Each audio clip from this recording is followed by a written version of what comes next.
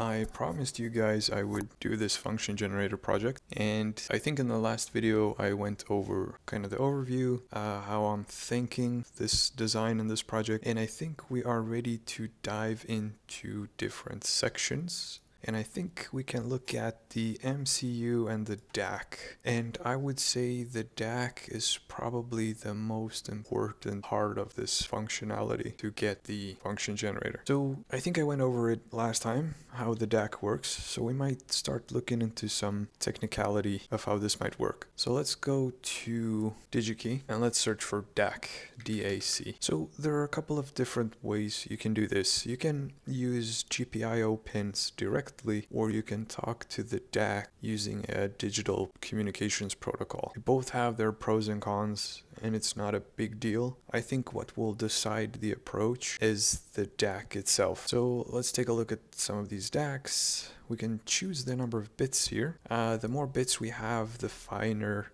the resolution, but the more dedicated pins we will need potentially from our MCU. So it should be at least, I think, 8 bits or 10, and we can do the math. 2 to the power of 8. That gives us 256 different sections we can convert our voltages from. So that's actually not that much. Let's try 10 bits. Okay, that's 5 times more roughly. So 10 bits is a good resolution, or minimum of 8 or 10 bits. And we probably don't need 32. That's way too fine. And that'll take a long time to produce. Let's see how much that is. Okay, that's way too much.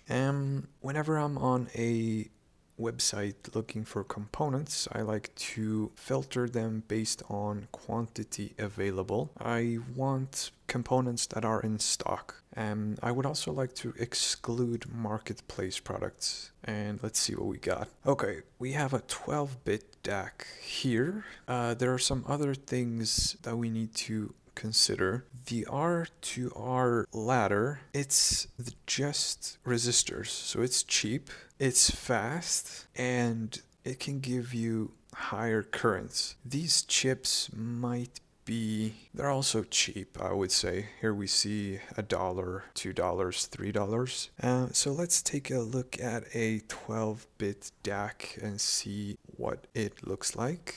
Okay, let's take a look at the data sheet. And okay, it communicates via I2C. So that's fine. As long as your MCU has I2C, you can communicate with it. So you will be sending here on the SDA line the bit code, and then you will get the output here on pin 1. So that's one way of doing this. Let's take a look at the electrical characteristics. The input voltage is 2.7 to 5.5. That's the power, okay. We do have a slew rate here as well, which will reduce our frequency maximum. So the R2R ladder is very good because it has no attenuation factor on your signal. So the reason why I went with an R2R ladder is because of the restrictions that these ICs typically have. Maybe it's the slew rate, maybe it's the current or the output voltage. The R2R ladder gave me the freedom I wanted, but it might not be the ideal solution for you. So you can find a DAC here and communicate with it using a I2C or something like that. We can build a prototype using Arduino. So if you go to tinkercad.com, you can find this Tinker Electronic Circuits platform. And I want to show you something. So I've hooked up an oscilloscope to pin 4 of the Arduino, and I am going to toggle the pins using digital write. Okay, so what the loop is, it'll set the pin to high, then it'll set it to low immediately after. So what we can expect is some kind of square wave. So let's take a look at that on the oscilloscope. So when you're doing this, set the time per division to 10 microseconds. And you will in fact see a square wave here.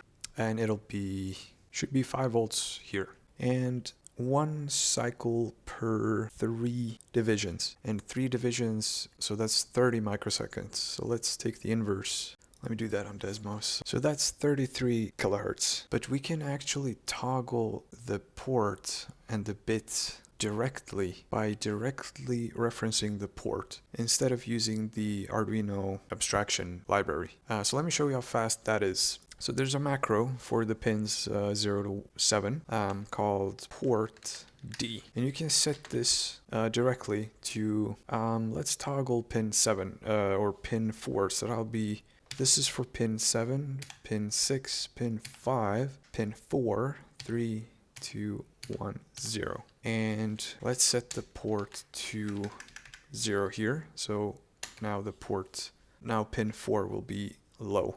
So let me show you what this means. So port D is responsible for the pins here, and these are the pins. So this will be pin 0.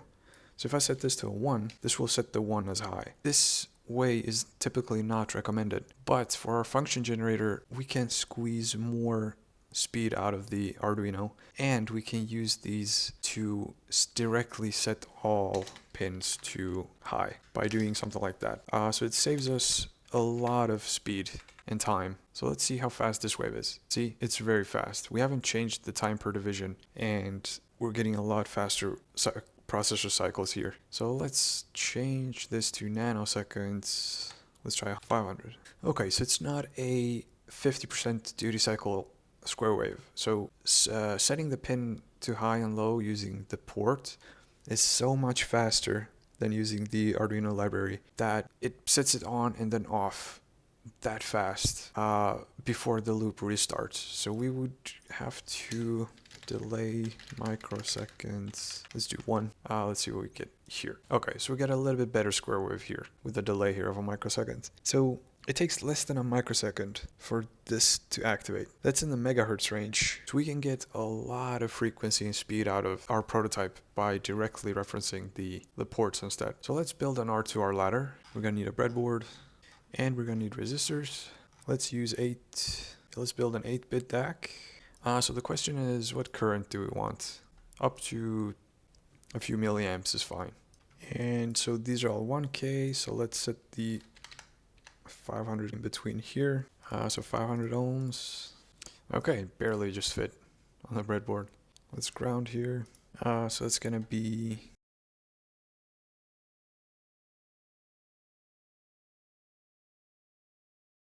so these are our outputs. They're gonna go through the ladder, and we're gonna get an output here. We need to define all these pins here.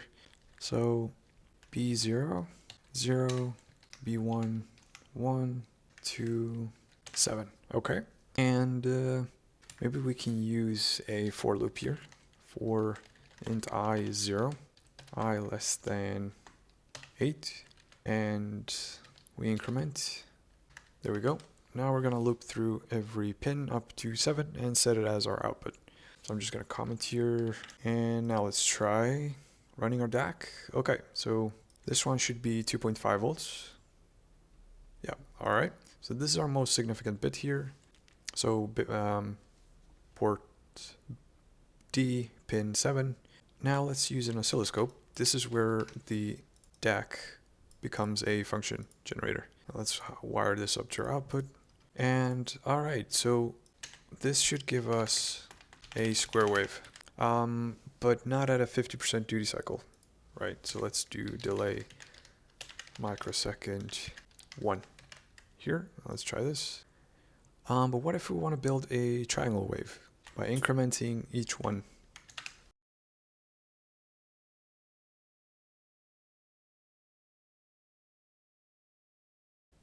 See that? Oh, that's so cool. Let's give us some more space here. See that? We just built a triangle wave.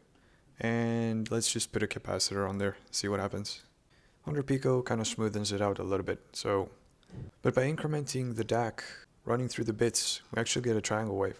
And we can make this triangle wave even smoother by incrementing 1 bit at a time, by counting from 0 to 255. So we can actually do that with a for loop. So we can, rather than setting the bit number, we can set the register directly. So if I set port D to 255, this should give us a square wave.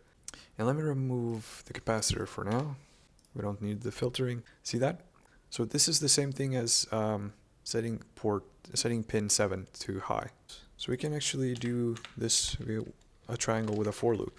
Now let's set this to 0, and then as long as it's less than 256. And we can just increment by, there we go. And once the loop is done, we set the port. Okay, let's see. This should also give us a triangle wave. Don't forget the semicolon. There we go. And it sets the port D to be I, and it'll just count. So let's try and see that. There we go. Okay, we might need some more space for us here. There we go. See that? It's a much smoother triangle wave.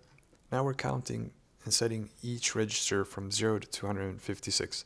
So it's 255 steps here. And we can actually turn this into a function where we can control the delay. So if I set a delay microseconds time delay here, move this into its own function, sawtooth, with one argument, one parameter, and I paste that in here. We can now call sawtooth in here, time delay, maybe 2 microseconds. We might have to prototype this first here. There we go. Let's give us some more time per division. Okay, let me try 20 here. 200. See, it's a much slower wave, so we can do, now we're in the millisecond range. See that? So we now have a sawtooth function that we can call whenever we want, set the frequency for it, and just using an Arduino, we built a basic prototype and an R2R ladder, and we built a basic prototype for a function generator by directly entering port and setting the bit register to what we want to get more speed out of the Arduino. One thing I would like to mention is let's actually use a potentiometer to control the frequency. I think that would look really cool in a demo. So let me try and do that. We have the 5 volts here. We have the ground here. And let's put the wiper on maybe analog 0. Let's go to pin mode. Let's go to setup and set A0 to be input. It's going to clash a little bit here with our main loop because we have to read whatever's on the wiper first. So that's going to slow us down a little bit. But we will get into threads and multitasking later. So let me just do, so it's going to be an integer frequency selection. Let's set that equal to analog read on the A1 pin. And let's just set that to frequency selection. Okay, let's see what we get. See that? Oh, that's so cool. So now we can actually select in real time what frequency we want on our sawtooth wave. Whoops, that's way too fast. We can change the value on the wiper to give us a little bit more wiggle room here. Oh, this is so cool. Next, you could add a display that'll give you whatever frequency it is in real time. So yeah, this is a basic demo of the R2R DAC, the Arduino, and setting the frequency with a potentiometer. So we have a sawtooth function, we can do a sine wave, we can do square wave. You can do anything you want. You can build any signal like this. And in fact, you could even get an array from a different file, read that array, and produce the wave that you want. You can build any wave. We can take random numbers here, and it'll just be noise, basically. So that's how powerful this digital to analog converter approach is to a function generator. So that was this section here. In the next video, let's go over how to amplify this and to start moving into positive and negative voltages.